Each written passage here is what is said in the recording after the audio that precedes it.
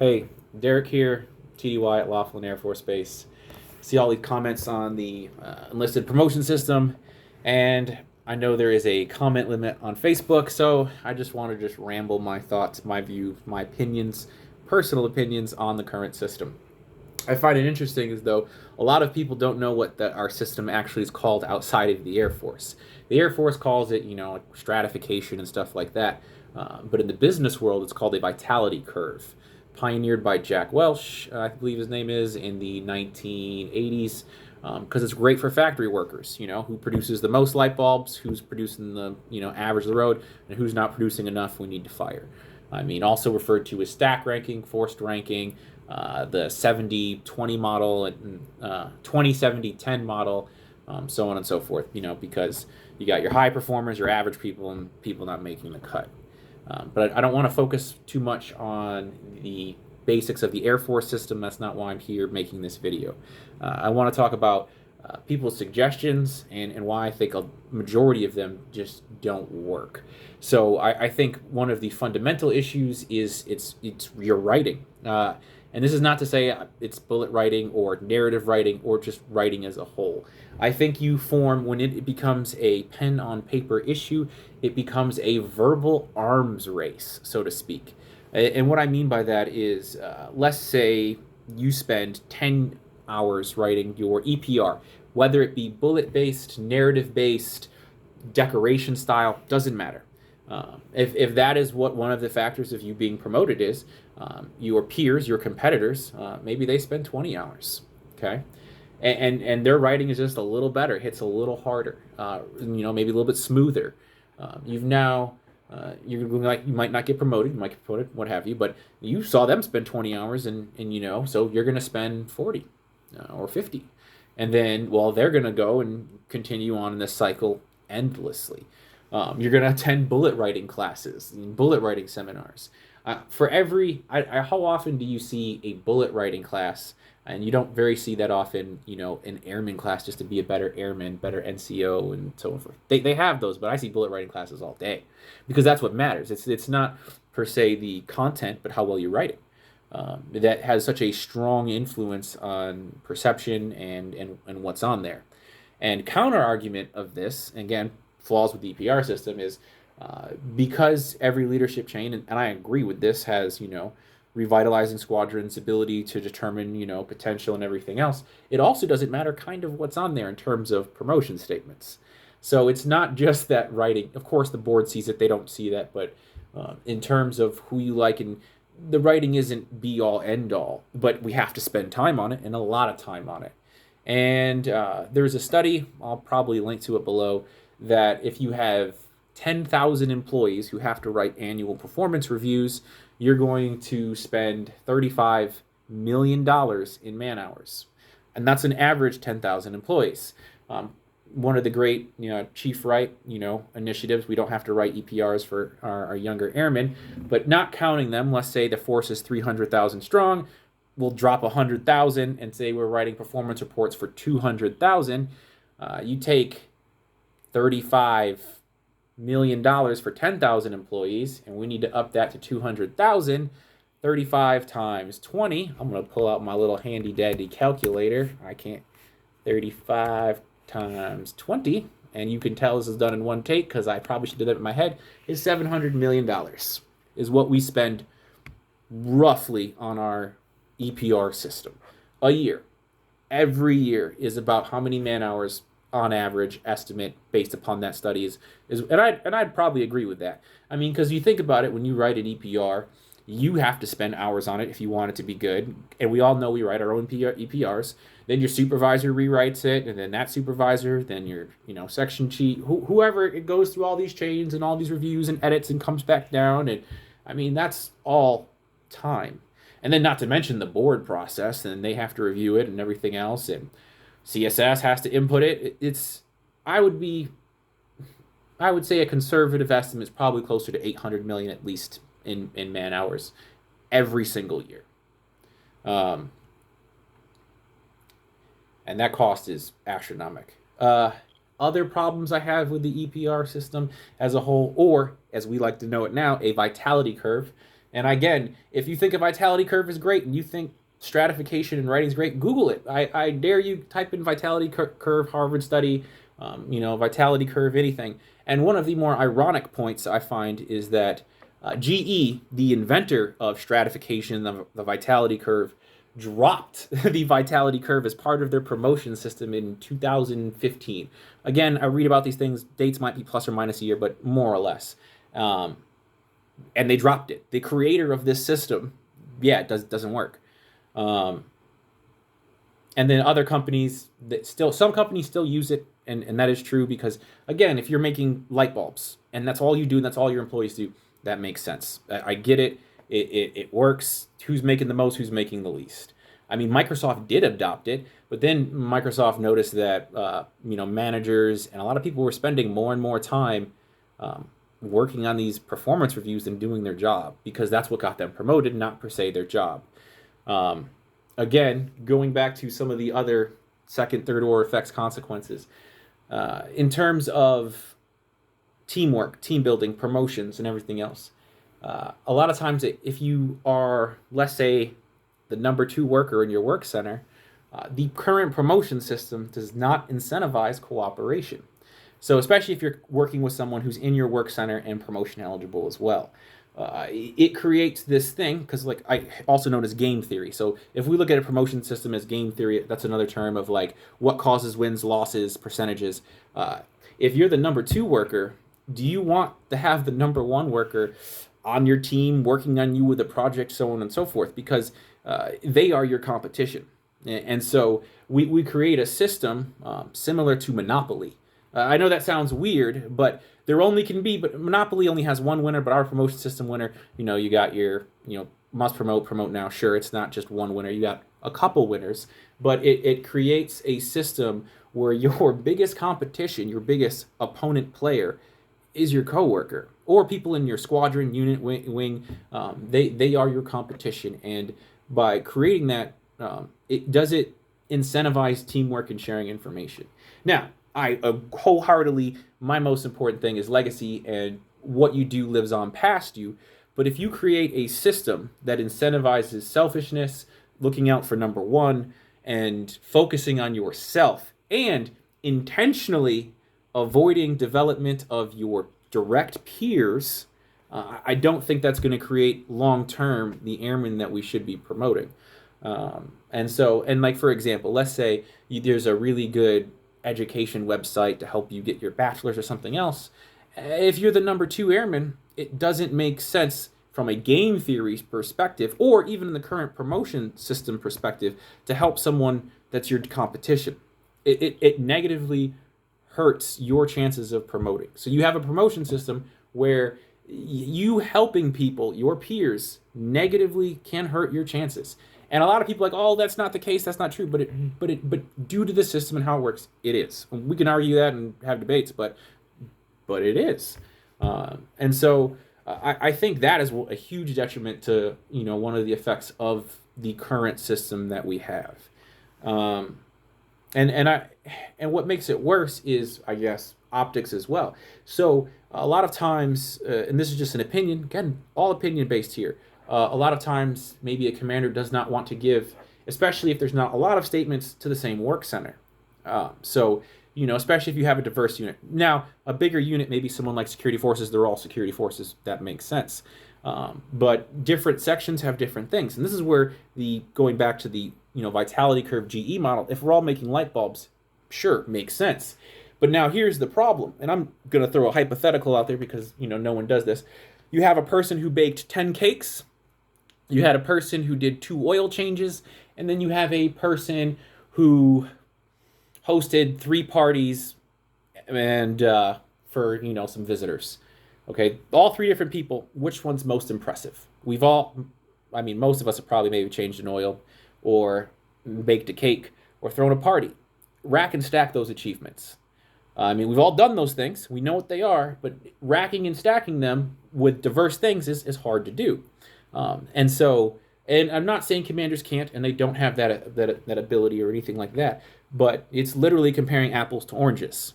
Literally. So if I gave you an apple, an orange, and a pear, And I'm like, which fruit is better? I mean, now you're looking at your personal biases, your taste preferences, your history knowledge of the fruit. And so by when we have these, when especially for squadrons, unit wings, whenever the rack and stack goes up for promotion statements, you have a diverse group. You're going to have a lot more mistakes. And it is, I'll call it what it is. It's a mistake. And so the mistake could be you could be too knowledgeable on that. Be like, oh yeah, oil change is easy. Got it. Or the opposite. I've never changed an oil. That sounds impressive. And so what you incentivize by having people deciding promotion statements based upon not being complete subject matter experts, and again, that's no fault of their own, that is what it is, it becomes harder to judge different bullets, different things like that. And I find that as a flaw in the current system, is because you have someone, again, based upon what looks good on paper, not actually what actually is impressive on the job. And so I'm going to bring it back to personal experience a little bit. So we change light bulbs for part of my job. Fun fact, they're called obstruction lights. And it's one of the things we have to do. And it does not sound good on paper. If I was like, oh yeah, you changed 10 light bulbs, or 10 obstruction lights, safety of light, you write it up because everyone writes it up. Still doesn't sound impressive. But in truth, climbing somewhere at times up to a 60-foot tower with climbing gear that you could die if you don't do it correctly to change a light bulb, yes, that's a lot of work. It's it can be dangerous, especially if it's in high winds and everything else, and it's important, for the mission. And to me, for my career field, I'm like, yeah, if you change 10 OB lights or whatever, especially if it's a high location that you're climbing up, that's impressive. But again, our system focuses on writing. It doesn't matter if it's impressive in reality. It matters if it's impressive on paper. And the opposite's true. Some things that just aren't impressive or aren't really great work for your career field or for whatever else just sound great on paper. And so even though it might not be as important to the work center. And then, of course, I'll hear the counter arguments. Well, you just got to write it up. Sure. But some things are easier to write than others. And even though it doesn't, per se, merit the same impact hit, because it's what's good on paper and it's what's good for that. And then you have people who aren't subject matter experts on that career field, sometimes rating and racking and stacking. So it's what sounds good. It's a book. It's a story. It's which story is better. Sometimes. And we'll get into that a little bit later. And so kind of switching gears, but a similar theme, another issue I have, I recently saw there was some new 12 AOI winners. Congrats to them. It's a great achievement. Excellent. Absolutely impressive. But that actually goes back to sample size and another problem with the promotion system. So without having a minimum requirement of sample size, you could be a small unit, okay? And so let's say you're a small unit and you're one of these 12 AOI airmen who's, getting the job done, doing crazy projects, working crazy hours, and just killing it, okay? Or not even a 12 AOI, just maybe, their NCO of the year for the Madge Comp. Just impressive NCO airman, senior NCO, killing it. Absolutely impressive and great work. And even if you don't win, there's just some impressive, stellar airmen I've worked with that have even never won an award, and they're just killing it. Now, the problem with a small sample size, if you want to look at it, I'm going to switch gears and call it maybe, let's say, PT time, okay?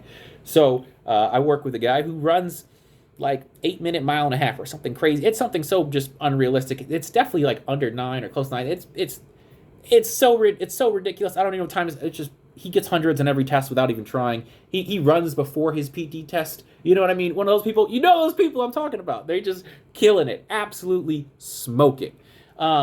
So if we racked and stacked based on PT times, by having that person who's just 10 out of 10, not even that, 20 out of 10. And of course I'm saying PT times, but I mean actually in performance, work, everything else. I know how much work I would have to do to try to beat that, and it's not worth it. So you have a force that is now who just doesn't see it as possible or not worth the effort. Because there's only so few promotion size, and you have sometimes, especially in small units, a small sample size, it doesn't benefit you, or it doesn't benefit a majority of the force to try for that promotion statement. You actually, it incentivizes mediocrity. It incentivizes just to be the promote. Because if they look and they see, I got to run under 9 minutes to have a chance. I mean, this guy is MAGCOM NCO of the year, pulling kids out of burning buildings, what have you. Is it worth it? Just I'll take the promote. I'll have more time with my family. And I could put all that effort in, and like, because honestly, I probably couldn't beat this airman I work with. That's that fast. Like, I could put a weight on his vest, on his chest while he runs races me. And even if I trained, and that's no fault of my own or anything else like that, I know I wouldn't make it. And of course, everyone should be the best they can be, and everyone should do that. And I get that. But if there is the perception that you don't have a chance, okay, it incentivizes not trying. And I feel that we have a system where, due to the small sample size of units, and due to the way the promotion system works and the percentages of getting extra points, it incentivizes a good chunk of workers not to try for a promotion statement. And I'm not even faulting them. I think that is by design, game theory, that they're going to go, I'm going to get a promote, I'm going to do this, I'm going to do this, I'm going to get, I'm going to get my 3s and 4s and my EPRs, and that's what I'm going to do. Because I'll have more time for my family. I'll just do the, education, volunteering, just enough to check the boxes. But I'm not going to do all these extra things and work all these extra hard, because especially it hurts when you come up short. And that's another thing. So, like, you see people that do these things, and because the promotion system is kind of a game, if you look at game theory and, the writing and everything else, not always work ethic, it makes it kind of a choice that some people see as possible, or the correct choice for their current life situation. And so another aspect of this whole issue is small units or big units. Let's say you work with a great airman that you look up to, and let's say you're a subordinate or even a supervisor or a peer, and they're killing it. Because I worked with this guy, killed it. And it also depends on your unit. Got his bachelor's degree, leading teams, leading projects, leading volunteer, leading education, absolutely killing it. And in my mind, that's a promotion statement worthy airman. Like, checks in all the boxes all the way to the right. Great to work with, great attitude, even things you can't put on paper. And you know what I'm talking about, those leadership qualities that don't always make it on paper, and in terms with dealing with people's personal lives, taking care of airmen, things that you really can't write a bullet for. Again, problem with writing, but just taking care of airmen. Just absolutely 10 out of 10 airmen. But again, he didn't get a promotion statement. And that's part of the nature. And they're actually, there probably was better deserving people. There could have been, might not have been, sure. But lack of communication. So transparency is another issue of this system. We all funnel up all these EPRs, people rack and stack, people pick, people look at them. Feedback, transparency. So we have, and it's different in every unit, and that's a whole other issue too, but again, that non-standards. And so the airmen who are promotes, not readies, must promotes, whatever, there isn't a feedback mechanism built into the system to explain why. So why is this the number 1 airman? Why is this the number 2 airman? Why is this the number 3 airman? So we have goals to reach for. It's, well, that's just is what it is. And sometimes some units aren't even told till weeks after. You have to figure out who's the promote now and must promote, and so on and so forth. And you don't get that opportunity for growth. Now, of course, you can ask your supervisor, then your supervisor asks a section chief, and you play a game of telephone, and then you kind of deduce why or why not, and make assumptions. Same thing with your board score. You get a board score, good or bad, and then you show it to some chief, and you might get a reason on why that score was, in their opinion, but that's not the real reason. That's just their assumption, and they're probably close to right, and I'm not saying they're not, but you get kind of disingenuine feedback from the source or a guess. And then when you're getting guesses on your career on like why or why not, it just doesn't give you a path forward. It feels, and this is maybe a little too poetic, that you're lost in the woods and people are like, go north. You have an idea where north is and you're going in that direction, but you're not sure. You're not 100% sure. You don't have a map. You're not getting that constant feedback from people deciding. Of course, you get your ACA, your midterm, and sure, but they're not the ones deciding your promotion statement or your board score, so on and so forth. And so maybe the person giving you your ACA, your initial feedback was wrong. Like, oh, no, you definitely were stellar or weren't stellar. And so that disconnect between the boards, the unit level, how they're deciding promotion statement, huge disconnect between that and the people getting promoted. Again, more transparency, more communication, roadmaps explaining why, justification. So this way, when you have that stellar 10 out of 10 airmen that you work with, you know why or why not. Like, okay, there was just maybe a 20 out of 10 airmen. And of course, obviously, if the scale's by 10, everyone has to fit into it, sure.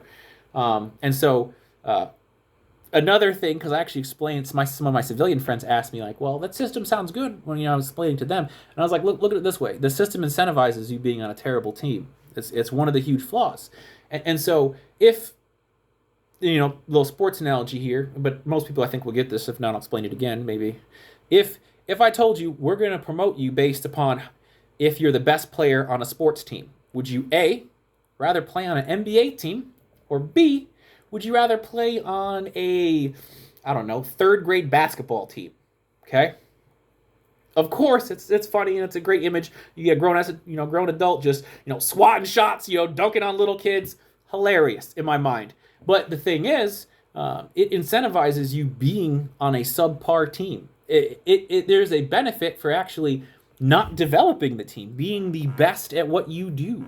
If we're saying we're going to promote those who are the best on that team, on that unit, wing, whatever, does it make sense to better your other teammates? Because it's not a collective win, it's an individual win. It's what do you do? It's not how did you take care of the unit, how did you do this, or anything else like that. How did you develop your peers, subordinates, supervisors? It's what did you do? And so, of course, promotion is an individual thing, and I get that logic, but what does that incentivize? Does that make, you going to make that Mighty Ducks, third grade hockey team into like champions, or are you going to be the best player, keep all your little trade secrets on how you throw passes, dunk balls? And I know I switched hockey and basketball there, but is what it is. But are you going to keep those secrets to yourself? Now, I think good airmen should share them and develop your peers, and you make your team into a champion team, even if you don't get promoted. Hands down, because your legacy and who you are as a person lives on past your promotion. Hands down. But if you have a system that incentivizes selfish play, or, that's what it incentivizes by the way it's written out, who are you going to end up promoting in the long term over a long period of time? And so I don't think that is a good system. And the final thing, I hope this video is a lot longer than I realized I was going to ramble on. And so this was a really hard one to explain, but I've had so many debates with or discussions with airmen and NCOs and senior NCOs and officers. I finally think I can explain it quickly without being too confusing. And so we rack and stack vertically, okay, but we promote horizontally, is what I like to say to people. And what I mean by that is, okay, base unit, wherever you fall, for your rack and stack, some people have to go up to the wing depending on size, sure, okay. That's where you're racked and stacked. But you promote against your career field, okay? So what that means, and without a doubt, I can prove it mathematically. I built like a little formula spreadsheet. You can run the numbers yourself. Or you can just roll dice if you really wanted to, if you didn't feel like doing math, kind of like Yahtzee. If you rolled dice for performance, 10 dice, and you rolled them, okay, you're going to maybe, especially if it's a 20-sided die for all the D&D dorks, we are the Air Force, we got lots of dorks in there. You roll your 20-sided die, okay, and then, you get all your numbers, and then down a line, okay? You might get a 20, you might get a 1, you might get some, but most people will fall around, 10 in terms of performance. But what that means, now that's vertically, that's your base, your unit, that's where you're getting your promotion statement. But the Air Force promotes horizontally, so it's by career field. So you might have been a 16 or a 17. That's really good. That's you're doing your job, you're doing what you're supposed to be. But other people on your base, just more stellar. They got 20, 19, and 18, or 20, 20, and an 18. They're just better airmen. And there's nothing wrong with that. You worked hard. You deserve to be thanked. Even the people that maybe only got a 1. I'm not going to hate. If you're serving the military, kudos to you. Thank you for your service.